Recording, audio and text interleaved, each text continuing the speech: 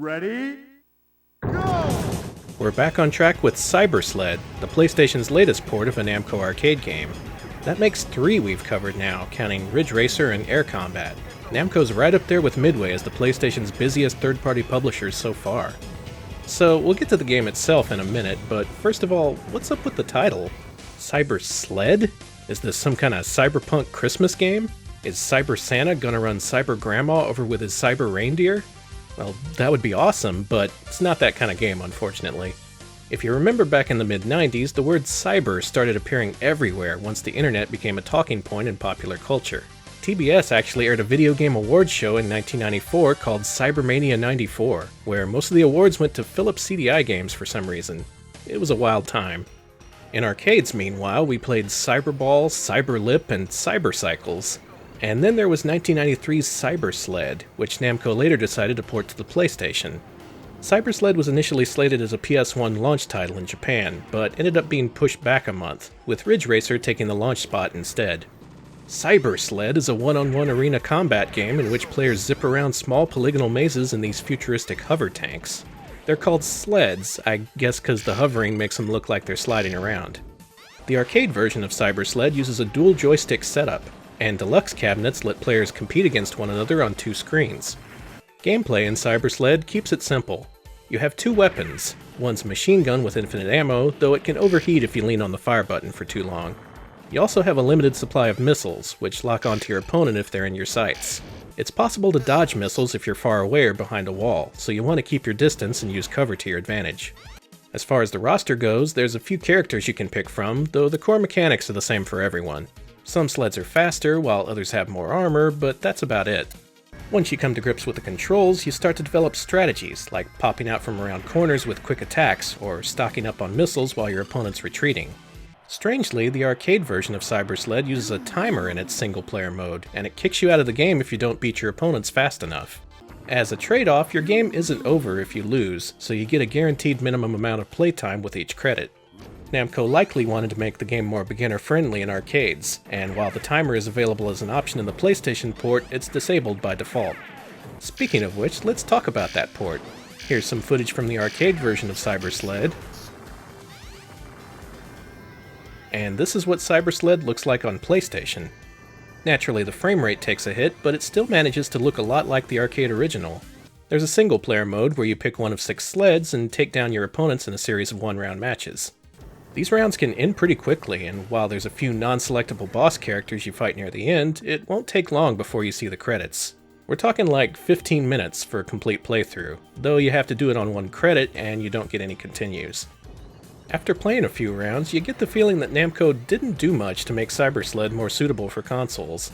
The PlayStation version of Ridge Racer added a selection of new playable vehicles and reverse tracks, while Air Combat got a full single-player campaign.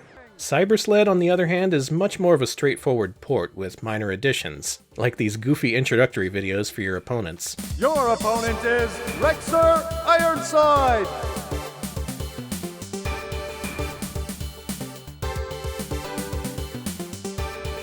The graphics also got a bit of a boost, but to mixed results. Cyber Sled defaults to a quote-unquote real graphics mode, which adds texture-mapped polygons to the game's vehicles and environments. Changing the graphics mode to original gives you flat-shaded vehicles, but the environments are still texture-mapped and honestly kinda ugly.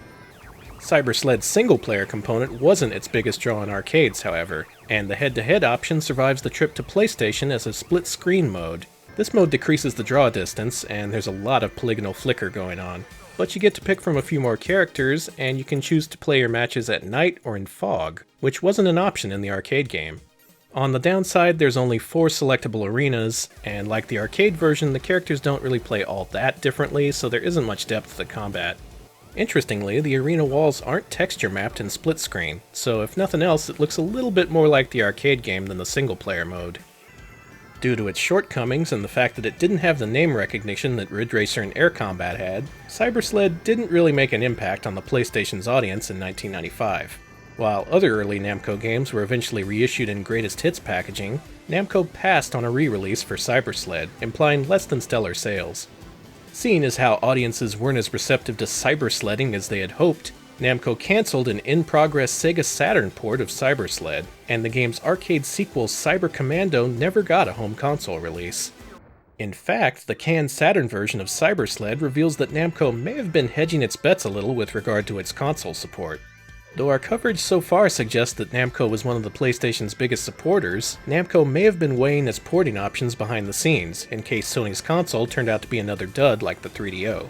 Namco had previously released Sega CD and 3DO versions of its arcade rail shooter Starblade, but I'd assume that neither version was especially popular, as Starblade was the only Namco game released for the Sega CD and 3DO. In the end, Cyber Sled's Saturn port was cancelled, and though the company published dozens of games for the PlayStation in the years afterward, Namco never published a single game for the Sega Saturn. The thing is, the Sega Saturn didn't have much need for a Cyber Sled port when it had a little game called Cyber Troopers Virtual On. Like Namco's game, it's a one-on-one arena combat game with a linked cabinet versus mode, and most importantly, it has the word cyber in the title. Developed by Sega AM3, Virtual On was released in arcades a couple of years after Cyber Sled. While Cyber Sled's vehicles are landlocked, Virtual On's mechs are agile and have aerial maneuverability. Each mech also has several unique weapons that all behave differently depending on whether you're dashing or in the middle of a jump, giving players a lot more options in battle. Basically, Namco had the kernel of a good idea with Cyber Sled, but Sega eventually perfected it in Virtual On. So yeah, Cyber Sled is decently fun in arcades, but on PlayStation it's pretty light on content compared to Namco's upgraded ports of Ridge Racer and Air Combat. And while the vehicular combat genre eventually became a PlayStation staple, Cyber Sled didn't find the same success as later games like Twisted Metal. But Namco's next release for the PlayStation was truly massive, and Cyber Sled would soon be forgotten as Namco established the PlayStation's dominant fighting game series.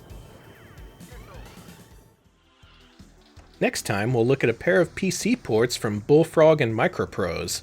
PlayStation Year One is a Patreon-supported series. If you want to see new episodes of our shows, support us on Patreon for early access. Thanks as always to our backers for making the show possible. We're looking forward to sharing a bunch of great stuff with you in 2018. See you around!